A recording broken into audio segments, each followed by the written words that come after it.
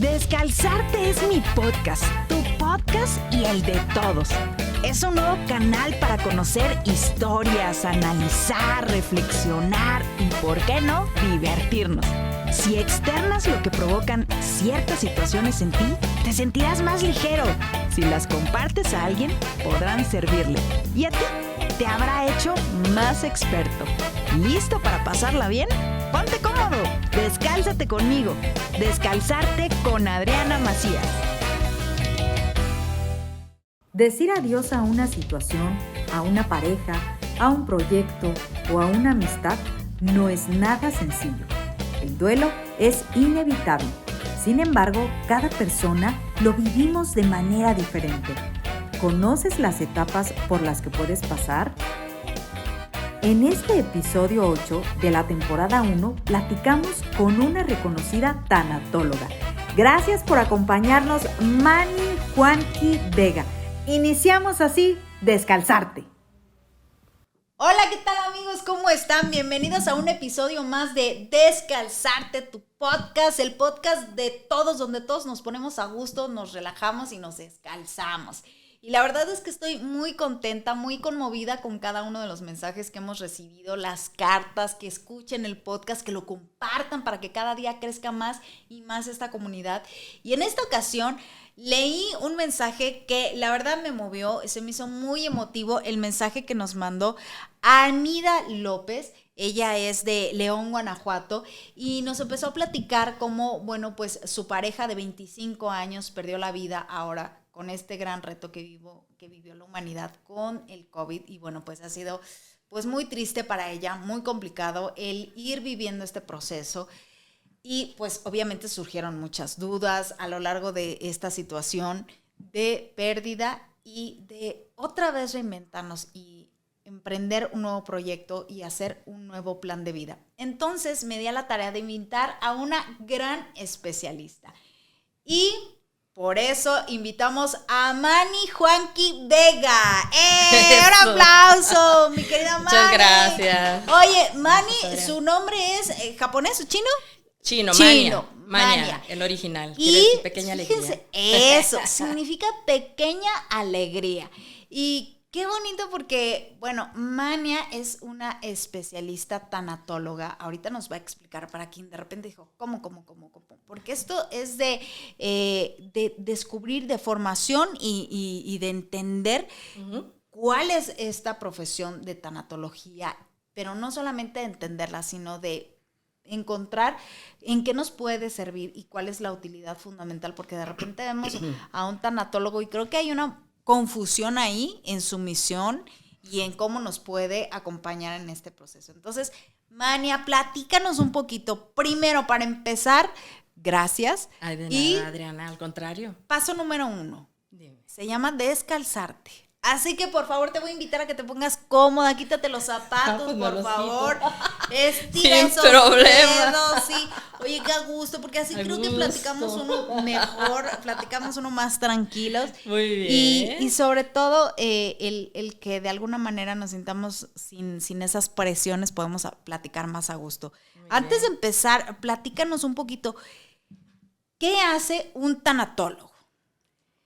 Mira, Adriana, antes que nada, pues gracias por la invitación. Un tanatólogo tiene un campo de trabajo amplísimo, ¿sí? Si bien es cierto que estuvo en sus albores muy reducido a solamente el acompañamiento de personas que iban a morir, pero se vio que puede haber diferentes tipos de muertes, no nada más muertes físicas, ¿no? Cuando hay un cese de tus signos vitales totalmente, ¿no? Sino que puede haber muertes espirituales. Puede haber muertes inclusive en el sentido de tu vida, muertes de tipo moral. Ahora, para que yo pueda experimentar una muerte, debe existir antes una pérdida, ¿de acuerdo? Es como si fuera una triada. Yo tengo una pérdida significativa, algo que para mí es muy importante, puede ser un objeto, un concepto, un valor, o puede ser una persona, una mascota, ¿okay? Una empresa, ¿sí? Algo que para mí es importante. Y siento la amenaza de perderlo, o o lo he perdido. Desde ahí ya podemos diferenciar que hay duelos por su tiempo, anticipatorios y postraumáticos. Anticipatorio, ¿por qué? Porque yo ya estoy sintiendo esa amenaza de que voy a perder a lo mejor inclusive mi salud, ¿no? Vamos a suponer que yo tenga un diagnóstico de alguna enfermedad crónico-degenerativa. Vamos a pensar en el cáncer. Si bien es cierto, pues que se ha avanzado mucho en todas las terapias que hay para tratar de prolongar la vida de quien tiene un cáncer, dependiendo de dónde esté ubicado también, pero sabemos que al final, la mayor parte del tiempo, el cáncer es quien gana la batalla, desafortunadamente. Entonces, el simple hecho de escuchar, tienes diagnóstico, por ejemplo, de cáncer, o tienes un diagnóstico de una enfermedad neurodegenerativa tipo Alzheimer, tipo Parkinson o parkinsonismos, demencia vascular por microinfartos, etcétera, sabes que va a haber un deterioro progresivo y que son enfermedades irreversibles. Ahora, cuando yo tengo identificado, ¿no?, que puede haber una pérdida progresiva, entonces yo empiezo a vivir un duelo anticipatorio y puedo empezar a vivir esas fases del duelo que ha identificado desde sus inicios la doctora Elizabeth Kubler-Ross. Ella fue la precursora de la tanatología moderna. En 1965 escribe su libro sobre la muerte y los moribundos, About Death and Dying, y también tiene otros libros, uno muy interesante que se llama Vivir hasta despedirnos. Es como, hay otro que dice Tomándose un café con Elizabeth Kubler-Ross, y es donde ella narra precisamente el acompañamiento que daba a las personas en fase terminal, fueran niños, adultos mayores, adultos jóvenes, pero decía, cuando los médicos dicen, ya no hay más nada que hacer, apenas empieza mi trabajo. Así decía Elizabeth Kubler-Ross.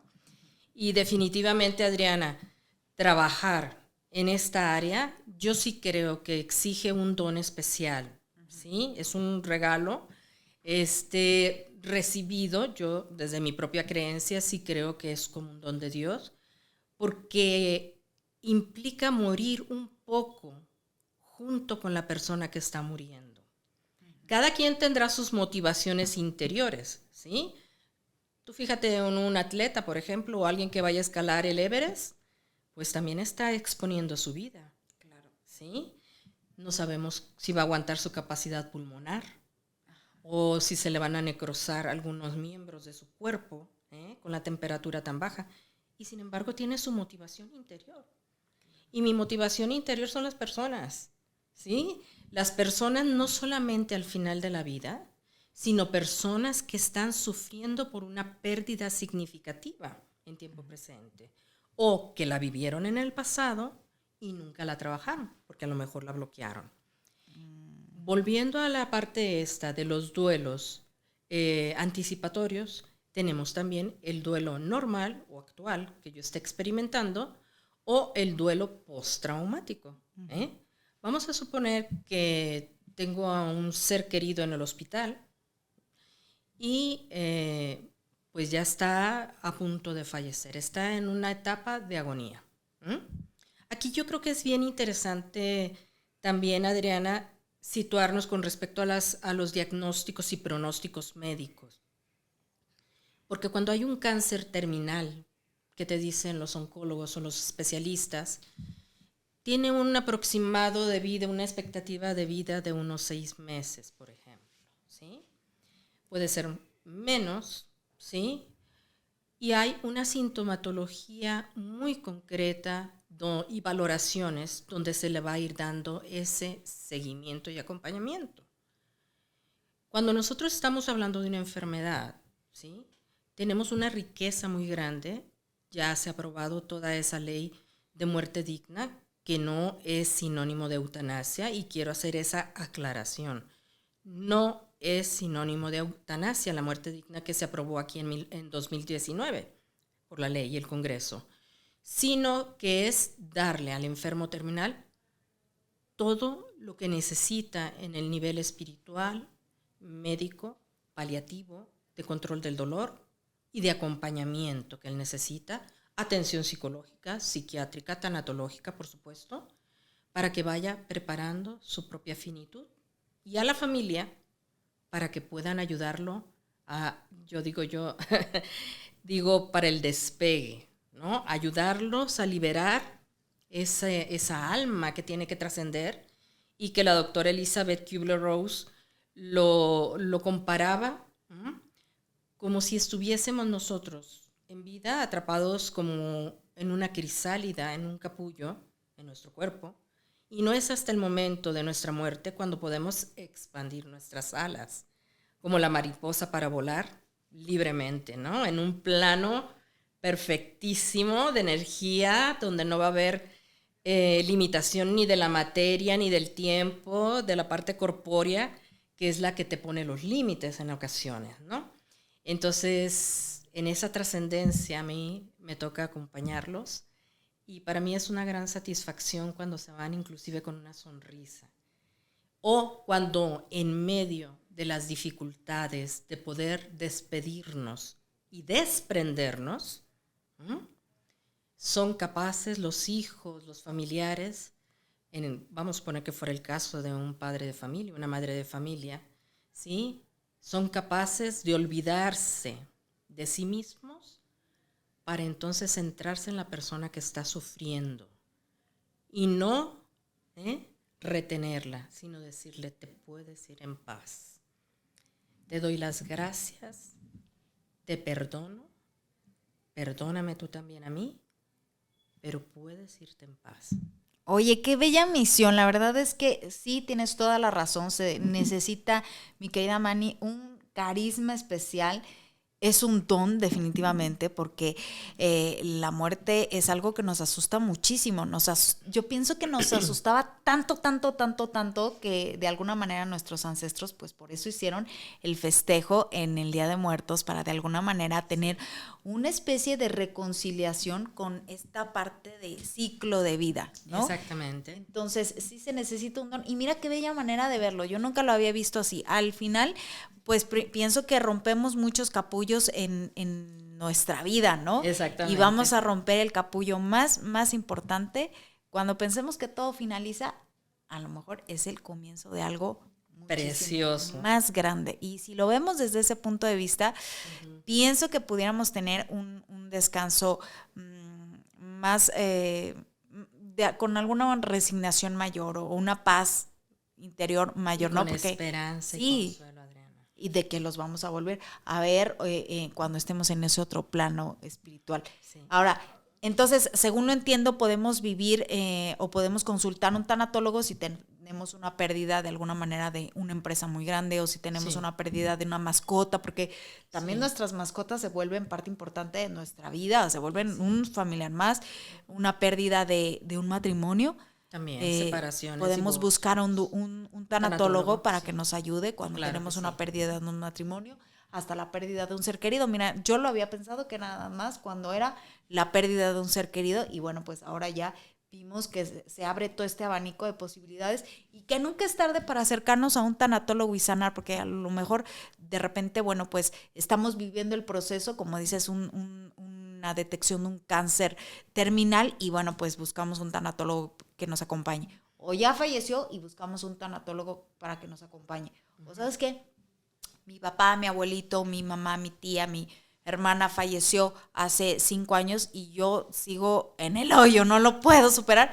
Buscamos un tanatólogo. Entonces, siempre hay oportunidad de sanar, siempre hay oportunidad de poder trabajar eso. Pero, ¿por qué será que vemos que algunas personas, para ellos es más difícil superar una pérdida? De alguna manera, para otros, pues lo aceptas con una mayor resignación. ¿Será que tenemos muchos temas pendientes con esa persona? ¿Influye algo que tengamos muchos temas pendientes con esa persona? Que tenemos que trabajar ahí. ¿Por qué pasa eso? Porque esa diferencia de cómo se afrontan los duelos, ¿verdad? Definitivamente, Adriana, tiene que ver el tipo de personalidad de quien vive esa pérdida, ¿no? Para poder entrar en un proceso de duelo, ¿eh? A lo mejor esa parte me faltó decirla. O sea, la triada de la cual hablaba al principio es: se identifica una pérdida, ¿sí? En cualquiera de los planos, puede ser fisiológica, material, por concepto de tipo moral, espiritual, ¿sí? Obvio por fallecimiento, pero cuando yo experimento esa pérdida significativa, me lleva a experimentar un duelo. Duelo quiere decir dolor, en latín es duelum, quiere decir dolor, ¿ok?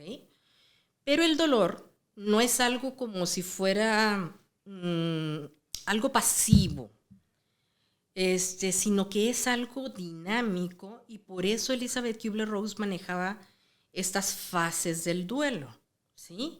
Donde se identifica cierta sintomatología y cosas que se habrán de hacer identificando en qué fase del duelo se encuentra la persona. Ahora, para que la otra patita, se puede decir, de esa triada, pues es la tanatología, definitivamente, porque es la que ve el abordaje, ¿sí?, asertivo de cualquier persona que esté como atorada en un duelo.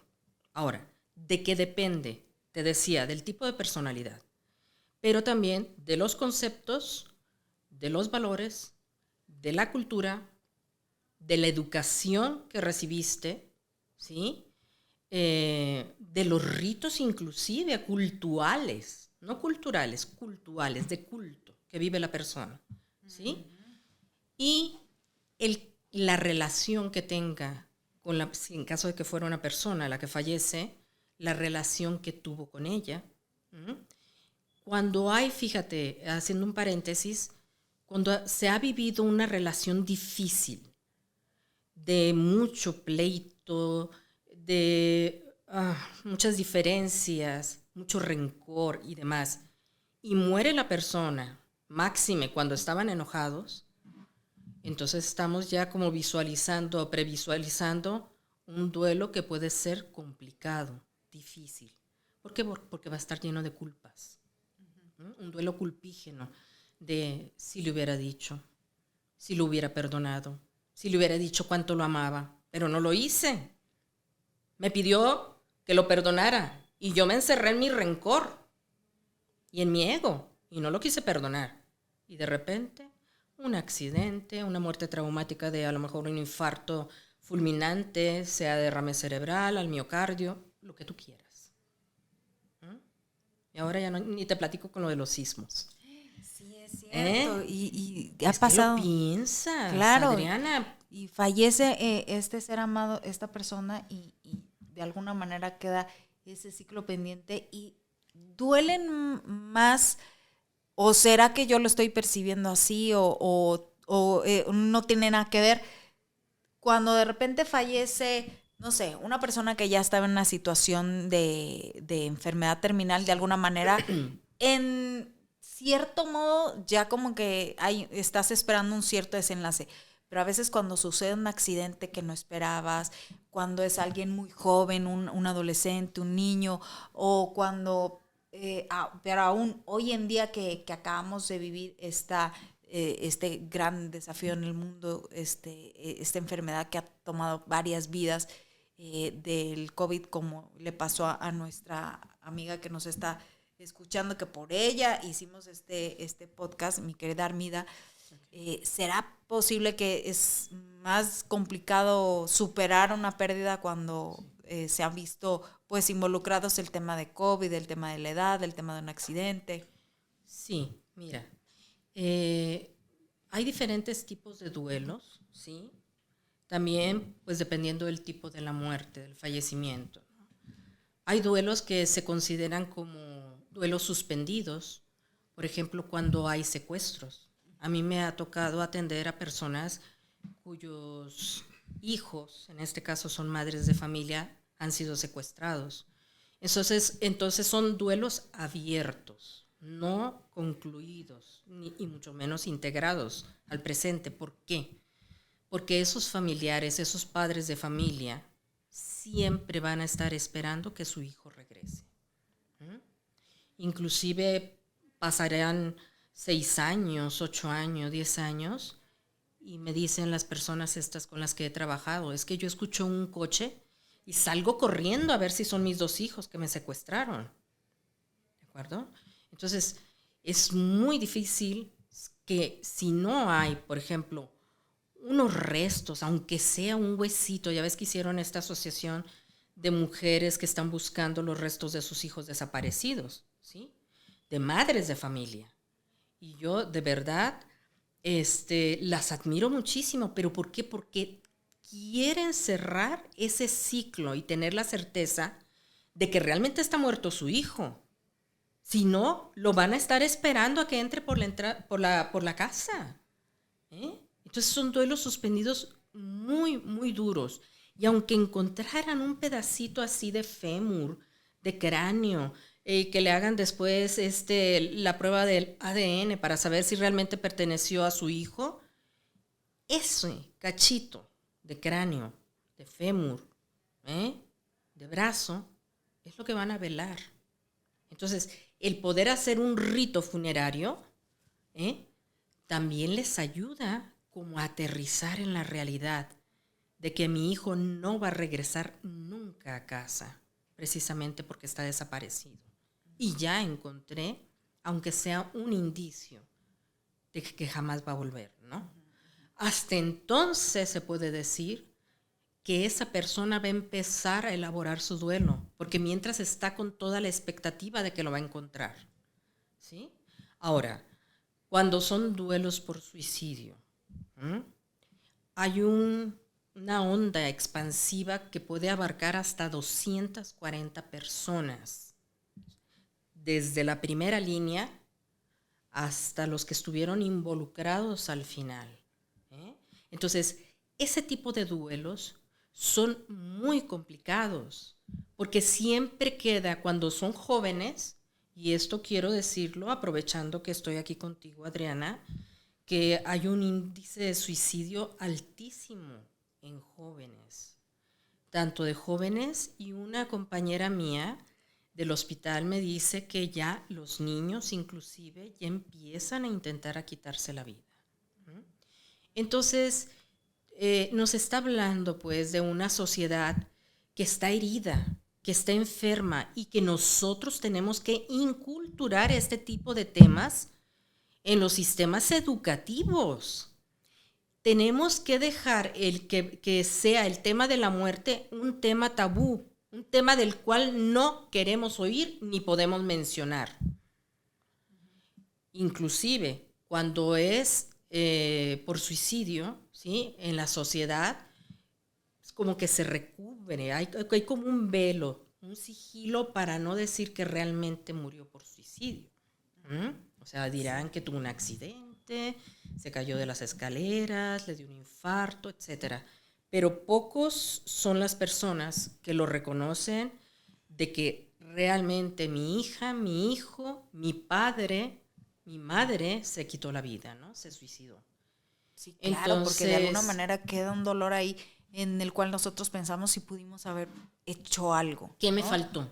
Sí.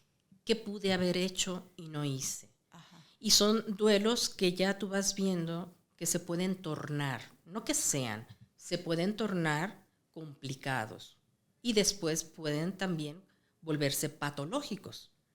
Esto de los duelos patológicos es muy interesante, Adriana, porque hay un dicho que dice, el cuerpo grita lo que la boca calla. Y sí es cierto. Sí.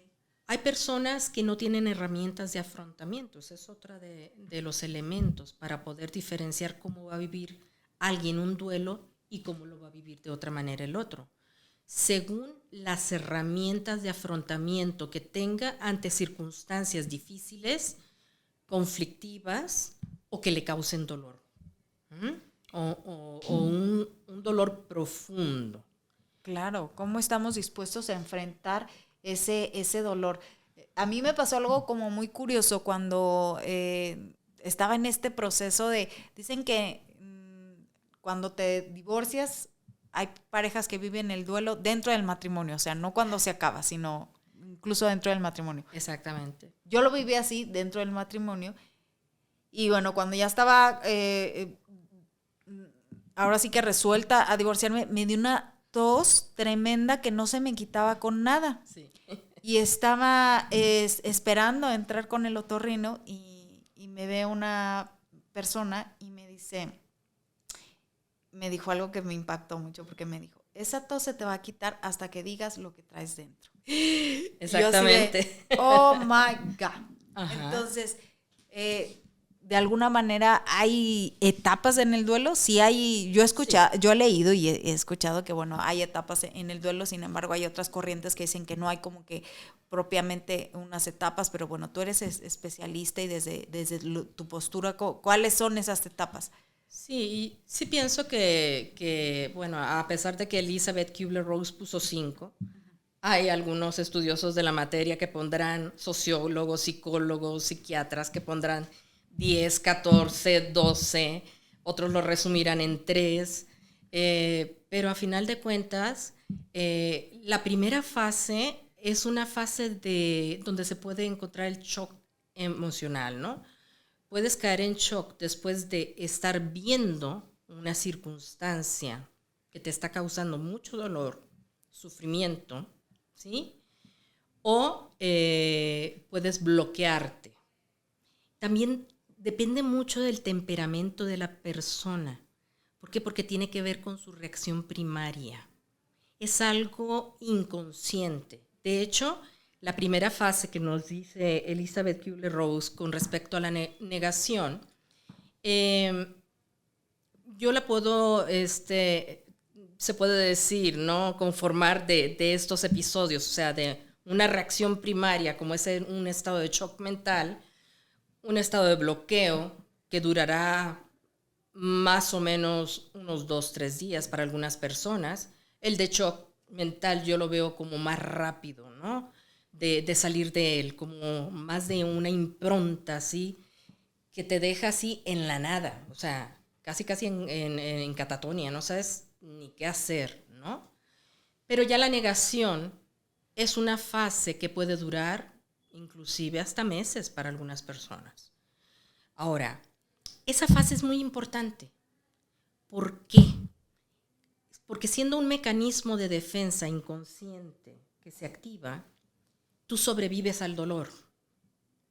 Puedes procesar la información del suceso que tienes frente a ti.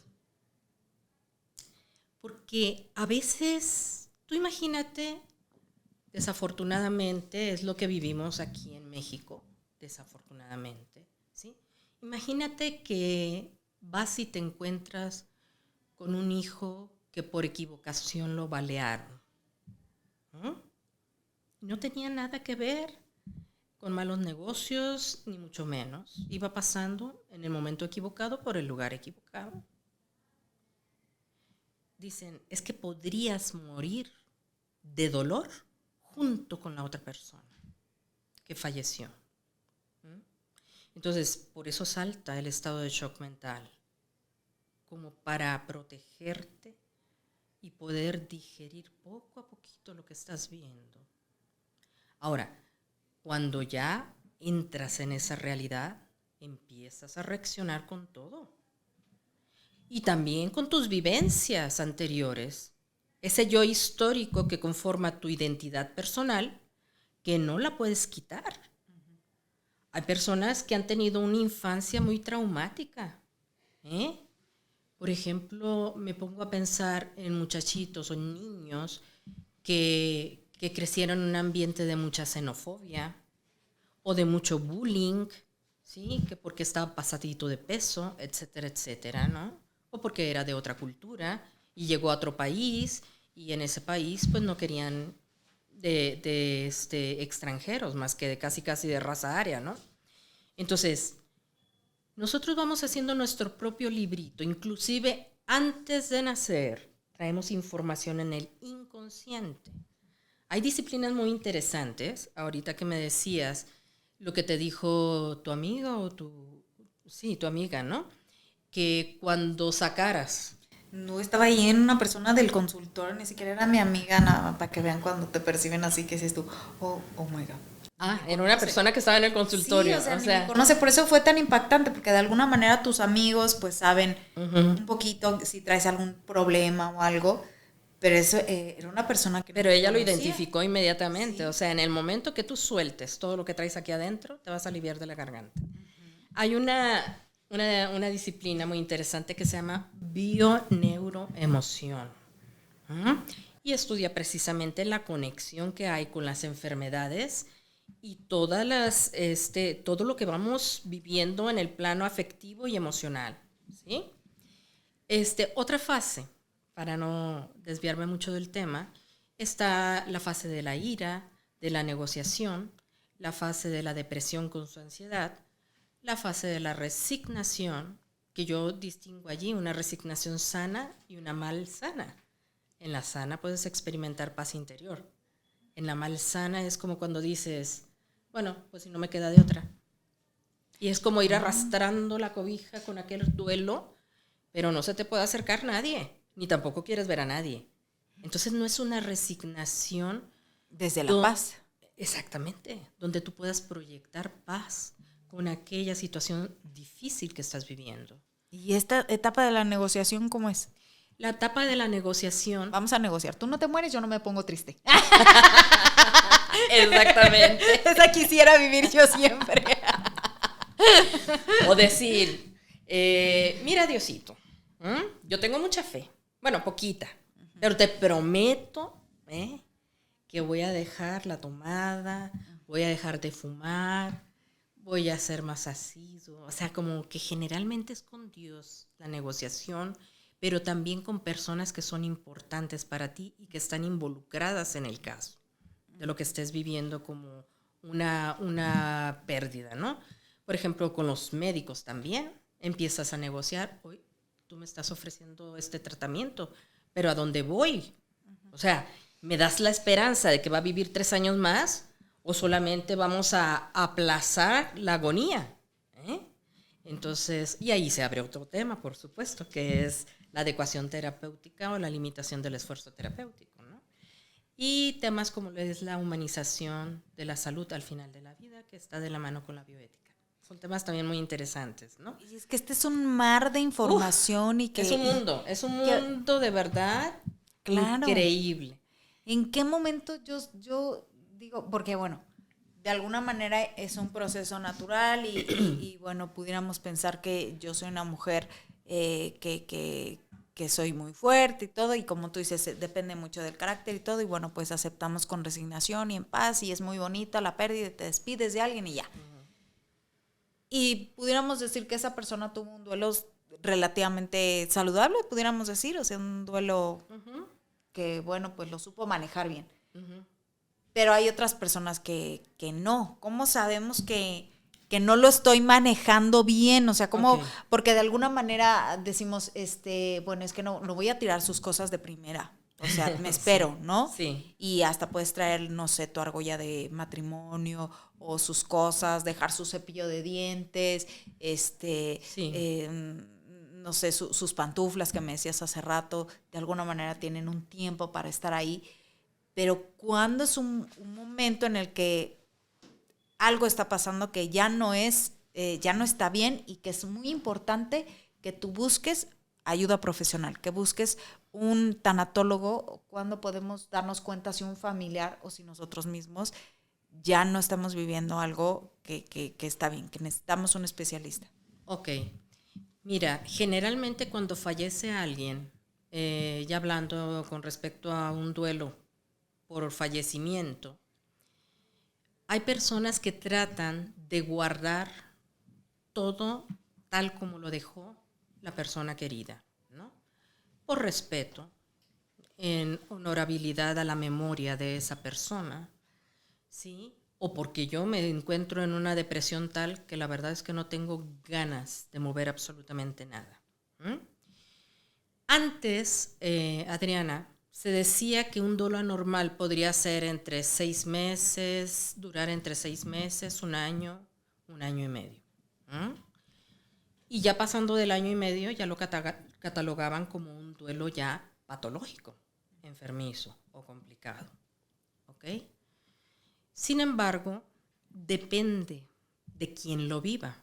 Vamos a suponer que yo bloqueé mi duelo porque tenía que arreglar muchas cuestiones legales de la familia.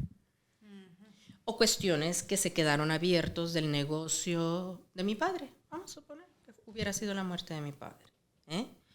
Y todo ese tiempo arreglando las cuestiones familiares y demás, ¿no? Total, y luego mi trabajo y luego mi compromiso con mis hijos, con mi pareja o con mi marido, etcétera. Total, que me vi imbuida como en una circunstancia, como en un globo así, que no me dejaba pensar más allá de lo que me iba aventando el mismo activismo derivado de pendientes que se quedaron abiertos de esa persona que murió. Y resulta que al año, digo, me doy cuenta, oye, mi papá no está, oye, mi papá murió. Hasta entonces le está cayendo el 20, como decimos, de que no está su padre. Y no lo ha llorado porque estaba distraído el duelo. Entonces, ¿es patológico eso? ¿Sí o no? Depende. Si esa persona estuvo distraída y después empieza a vivir su duelo normal, a llorar la ausencia de su padre, ¿sí? Por ejemplo, o no llorarlo, o sea, no necesariamente tienen que salir las lágrimas para decir que me está doliendo, pero identificar que realmente no está presente mi padre, ¿sí? Entonces yo ya empiezo a indagar y a sentir desde la depresión, a lo mejor tintes de ansiedad, puedo vivir inclusive la ira por impotencia de no poder regresar a mi padre otra vez a la vida, ¿no? Sí, siempre les digo, o sea, no creo que sea una ira en los duelos anticipatorios. Sí se los digo yo cuando los preparo en los hospitales a las familiares para despedir a un ser querido, les digo, no tomen a título personal. Si alguno de ustedes suelta alguna majadería, una mala cara, un mal gesto, una mala actitud, no lo tomen a título personal. Todos están viviendo un duelo anticipatorio. Y mientras tú a lo mejor estás en la ira, el otro a lo mejor ya está en depresión, el otro a lo mejor sigue en bloqueo mental. Nadie lo vamos a vivir el duelo así como en una línea, ¿sabes? Sí, sino que cada quien a destiempo. Imagínate esa persona que al año se dio cuenta que realmente su padre ya no estaba. Entonces, hasta allí, si lo empieza a vivir, se da permiso de sentir la ausencia de su padre, es un duelo normal. Ahora, ¿cuándo empieza a tomar características patológicas? ¿Sí? Cuando, por ejemplo, yo ya no me quiero insertar en mis actividades de la vida diaria, yo renuncié a mi trabajo, no quiero saber de ningún círculo social, inclusive mis mejores amigos, mis mejores amigas que me buscaban, las bloqueé en las redes sociales, en el WhatsApp. No quiero saber de nadie. O hay tintes de bulimia, se identifica a veces bulimia, anorexia, tendencia al lloro, el sinsentido de la vida inclusive. Cuando tú tienes una pérdida significativa, pero también pierdes la ilusión por seguir viviendo, ahí tenemos que poner un foquito rojo, porque eso ya no está siendo normal. Ya empieza a ser algo con tintes patológicos, ¿de acuerdo? Entonces, pero también tiene mucho que ver quién lo vive. Vamos a suponer que yo, antes de sufrir un aborto, vamos a suponer que tuve un aborto, que también eso entra en las pérdidas significativas. Fíjate que ese fue un tema muy bloqueado por señoras, adultos mayores, de generaciones atrás. Ni lo vivían ni lo hablaban cuando perdían un bebé. Lo bloqueaban nada más, ¿sí? Ahora, ¿les dolió eso o no les dolió? Cuando ahora se los pregunto, claro que les dolió, pero lo tuvieron que callar. Ay, tranquila, mujer, ya tendremos otro. Sí, pero ¿quién sustituye al que se me murió en el vientre? ¿sabes? Entonces, a veces, cuando no... Qué bueno que me acuerdo del título de tu programa, que se llama Descalzarte. Te voy a decir por qué, Adriana. He dado varias conferencias y en una de mis reflexiones yo siempre digo, para poder trabajar en esta área, desde la tanatología, en el acompañamiento del sentir del otro, es más que empatía. Implica la compasión también. Pero, les digo, es necesario descalzarte. Cuando me invitaron ustedes a este programa, dije, no puede ser. Porque yo siempre hago hincapié en esa lámina, y hasta la tengo así, te digo, en mis conferencias, descalzarte. ¿Por qué? Porque es tan delicado el interior de la otra persona que tienes que entrar como de puntillitas, casi sin hacer ruido, para no juzgar, para no molestarla, para no interpelarla, para no hacerla sentir culpable o para deprimirla más, definitivamente. Se acompaña desde el silencio. Y si la persona te pide alguna pauta orientativa, un consejo, tú se lo das. Pero sobre todo es acompañar. Estoy para lo que tú necesites de mí. Oye, qué bueno que lo dices. Está hermoso esto, me encanta. Tendremos que descalzarnos para platicar siempre con las personas que amamos. Porque la sinceridad, esto de yo soy muy sincera, te lo digo como va, yo te lo digo como veo. Si no tenemos empatía y estos 5 puntos que mencionaste, pues va a ser solamente crueldad, ¿no?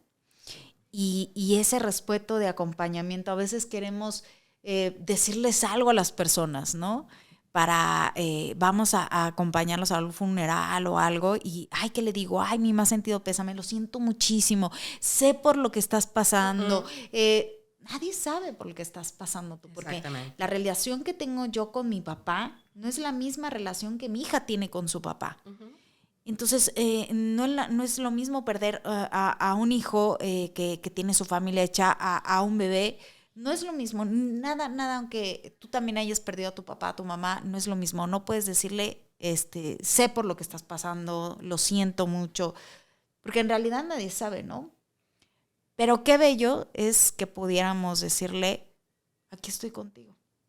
Vine a acompañarte. Un abrazo fuerte, que se sienta. Sin preguntar también esto de, ¿qué pasó? Cuéntamelo todo, pero cómo estuvo, si aquí estaba ayer, qué sucedió.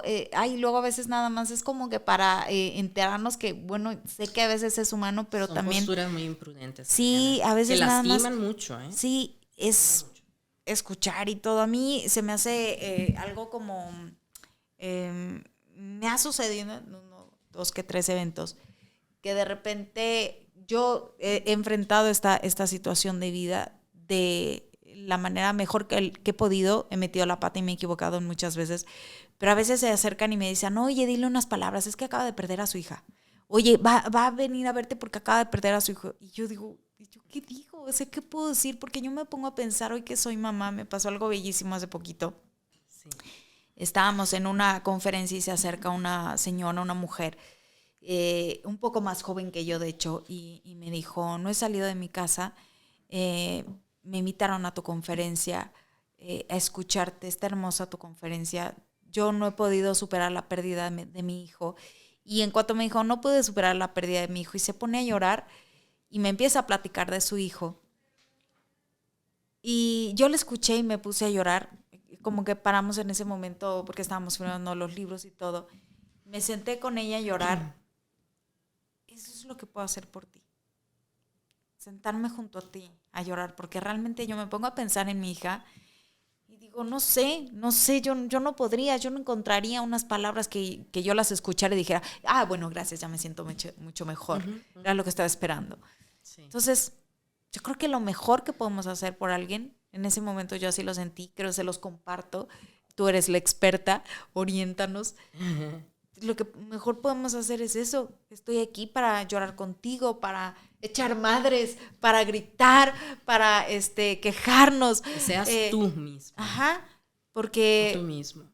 Pues no va a haber unas palabras que puedan como que de alguna manera sanarnos. Consolarte en ese momento. Ahora, pasa algo muy curioso en estos distintos duelos, y ahorita que me estabas tú comentando, no puede dejar de pensar en este momento de mi hija, cuando ella cae en cuenta de que yo no tengo brazos. Ella estaba chiquita, apenas iba a cumplir los 2 años. Sí.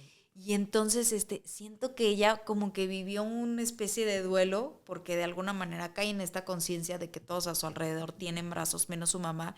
Y entonces empezaba a preguntar, mami no tiene brazos. No, y yo lo que se me ocurrió fue contestarle como si fuera adulto. Mami así es, mami no tiene brazos.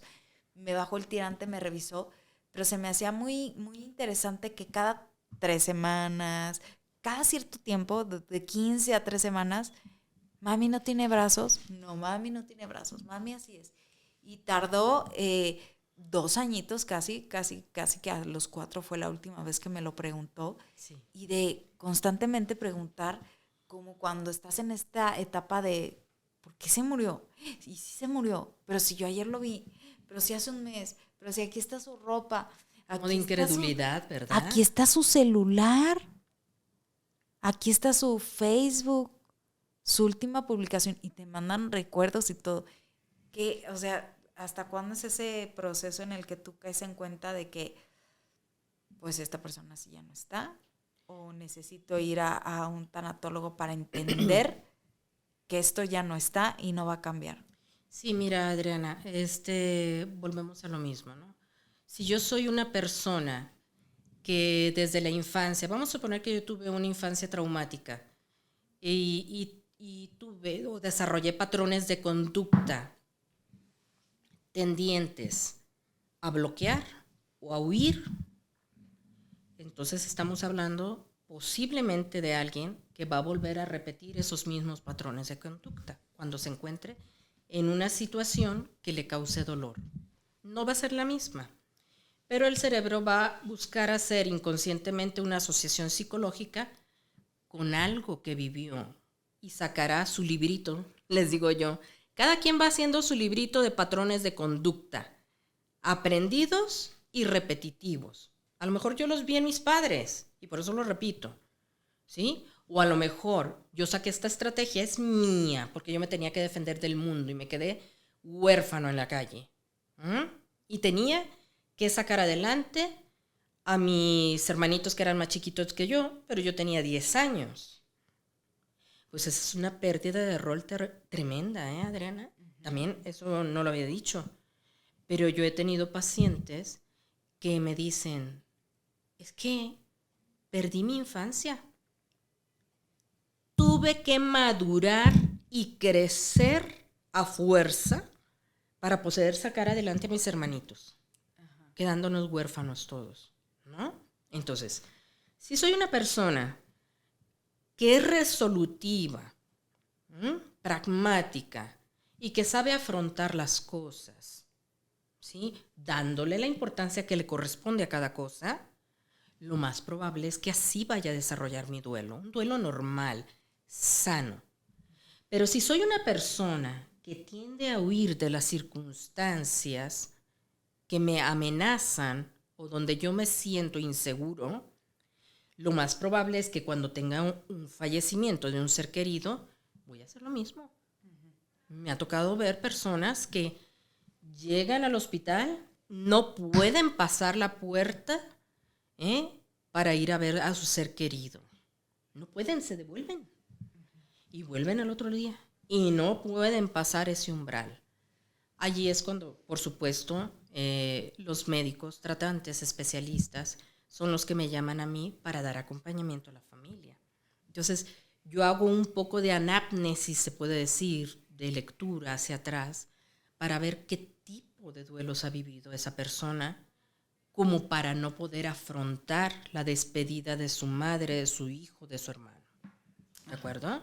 Y se necesita también, muy importante, un tanatólogo en el caso de que, por ejemplo, tengo un problema de salud y me tienen que cortar un brazo, una pierna, o tuve un accidente y perdí un brazo, una pierna, habrá que también hacer como una despedida, un duelo de Un rito. esta parte que murió. Sí, mira, antes en las instituciones de salud pública, si te amputaban un miembro, una pierna, un brazo, pues nada, o sea, la verdad es que nunca sabías tú qué hicieron con él. Sí. ¿La tiraron? ¿Qué le hicieron? No sé. ¿Quién sabe? Si eso sucedía con los bebecitos abortados, le digo, ¿pero te lo enseñaron? No. ¿Lo pudiste tener en tus brazos? No. Ay, no, qué difícil. Entonces, son duelos que se quedan así en suspenso, que pueden ser patológicos después, complicados. ¿Por qué? Porque se quedaron en stand-by, ¿de acuerdo? Ahora, con respecto a las mutilaciones, eso también entra en la parte del campo del tanatólogo. A mí me tocó vivirlo, fíjate, en primera persona ahora con la pandemia, ¿sí? ¿Por qué? Porque una de las afectaciones que dejaba el COVID eran las trombos. Entonces, problemas vasculares muy serios, y a mí me pedían, si una vez superado el COVID, los extubaban, les bajaban la sedación paliativa, o sea, al revés, el proceso al revés de cuando ingresaron. Ingresaron gravísimos de COVID, los sedaron y los intubaron.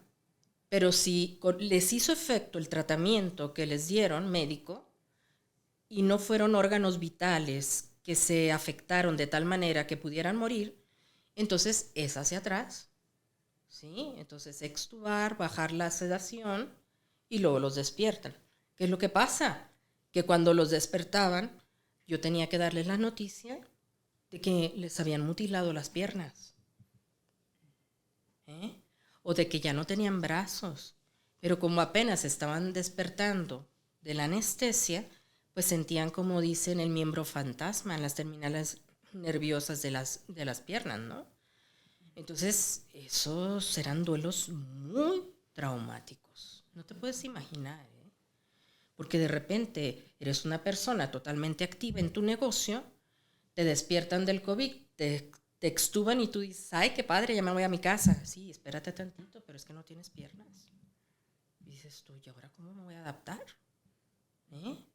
Entonces, también el hecho de que puedan hacer un rito funerario, inclusive cremar esas piernas que les mutilaron, les sirve para integrar su duelo. ¿Me explico? Ya reservarán esas cenicitas, a lo mejor cuando le toque partir a esa persona, pero ya no la tiran a la basura. Ok, claro, sí. No, ¿por qué? Porque estamos tratando de humanizar la salud en todos los sentidos, y eso es parte de la humanización de la salud, al inicio, durante y al final de la vida. Y son temas muy interesantes que tenemos que inculturar, porque el tema de la muerte pasó de un tema tabú a un tema que tuvimos en nuestras narices, así tal cual. Claro. Que no podías ni siquiera voltearte, sino que tuviste que afrontar el dolor de quedarte fuera de la reja del hospital y que te estuvieran diciendo que estaba estable, grave, grave, estable, nada más. Y de repente te lo entregan en cenizas o en un ataúd y dices tú, ¿quién me da la certeza que pertenecen a mi familiar? Si ni siquiera me permitieron despedirlo o revisar qué era el cadáver. O sea, el 2020 fue tremendo, tremendo.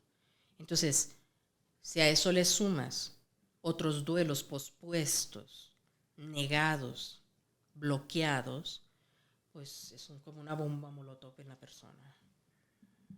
Claro. Aquí es muy interesante también, quiero hacer otro paréntesis, identificar que si tú estás en duelo y tienes sintomatología de ansiedad y depresión, no es una enfermedad, no es un trastorno ansioso depresivo. estarás un tiempo sintiendo aquello, ¿sí? Ganas de no comer, constipación, diarreas, náuseas, jaquecas, cefaleas tensionales, contracturas, todo lo que te trae la ansiedad y la depresión. Pero sabemos que es un tiempo normal.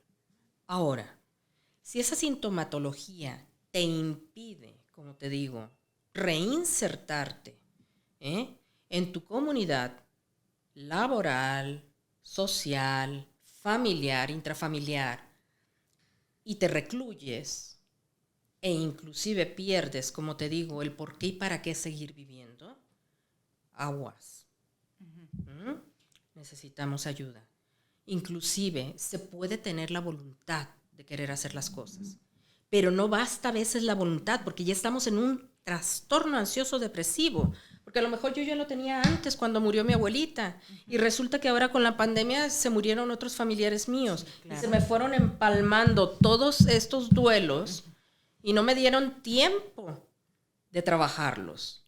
Así es. Sí, entonces ha sido muy duro este tiempo, Adriana. De verdad que es un tema tan amplio, pero ya nos diste una luz muy importante, que es si esto que estás viviendo no te permite hacer tu vida de manera cotidiana, aún con el dolor, cuando tú te separas y de verdad esos síntomas no te permiten seguir adelante, es momento de pedir ayuda, es momento de que un especialista nos acompañe y, como dice tu nombre, y que le hagas honor al nombre, tráenos un poquito de alegría para que vuelva a nosotros esa energía y volvamos a aprender ese hermoso valor y milagro que es la vida.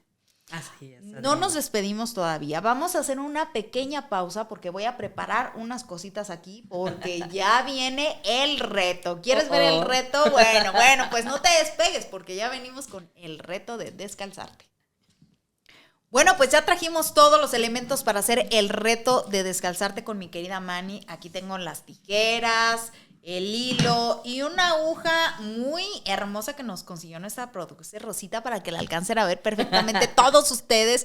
Oye, mi querida Manny, tú, ¿qué sabes? ¿Qué se necesita para ensartar una aguja para empezar? Ay, bueno, el hilo. El hilo, se necesita el hilo, se necesita la aguja, obviamente, unas tijeras para cortar el hilo. Unas tijeras, ok. No te voy a poner en ensartar. Y una buena vista, una buena vista también. Una buena vista. No te voy a poner en ensartar la aguja con el pie, pero sí te voy a pedir que me ayudes a pasarme las herramientas, los elementos para ensartar la aguja, ¿ok? Bueno, voy a subir mi piecito. Eso, va a subir su pie, me va a pasar primero mi pequeño, que nada. Voy a hacer trampa, porque si no, no salimos grande, nunca. Eso, un cachito de hilo, ya me pasó Manny aquí el hilo. Eso. Ya me pasó la aguja. Ay, la aguja. Te la puedo pasar con mi dedo para que veas que eso también, sí. Eso es lo único que tengo adiestrado.